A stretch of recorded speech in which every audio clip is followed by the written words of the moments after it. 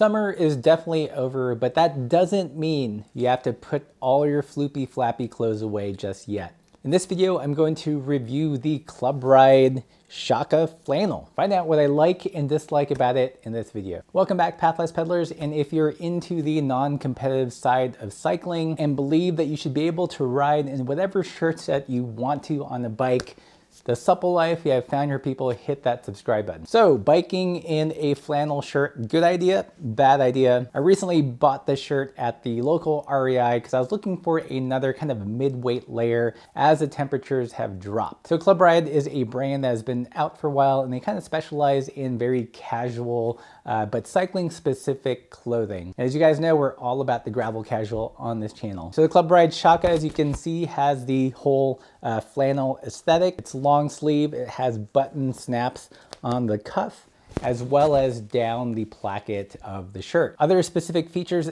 is that it does have an air vent of sorts under the armpits, and it's also got two pockets.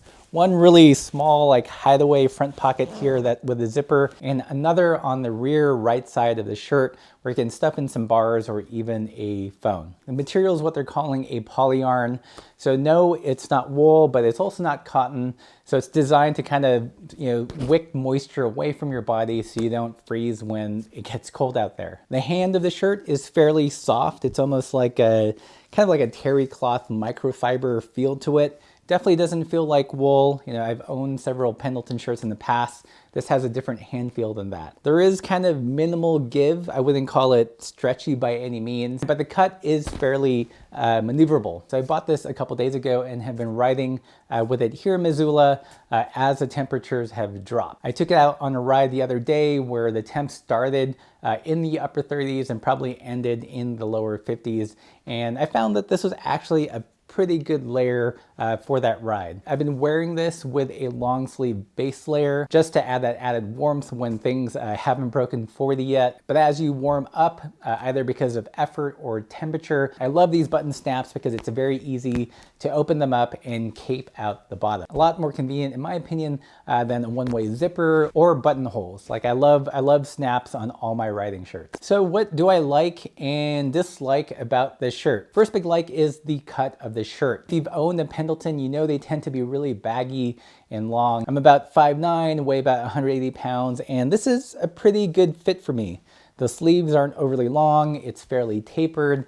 It's definitely close fitting enough so I can put another jacket on top of this without it getting all bulky. I do think it's designed for someone that's at least 6 feet, so it does run a little bit long in the torso. In terms of the width and the sleeves, for me, works great, and I generally like the cut of this garment. Another thing I like about the shirt is actually the weight. I feel like it's a good weight for fall or early winter, or when you're doing a lot of aerobic activity. I think with full-on Pendleton wool, there's a tendency to kind of overheat and it's kind of bulky. And the thinness of the fabric and the fact that you can pop open the snaps really quickly make it a great kind of mid-weight layer for high aerobic activity during the fall and early winter. Another thing I like is the price. There's gonna be inevitable comparisons between this shirt and the Icon shirt by Kitspo. I know, completely different materials and everything, but the shirt comes in at a little bit more attainable, $89, and you can pick it up at your local REI. I also like the general aesthetics of the shirt. It is a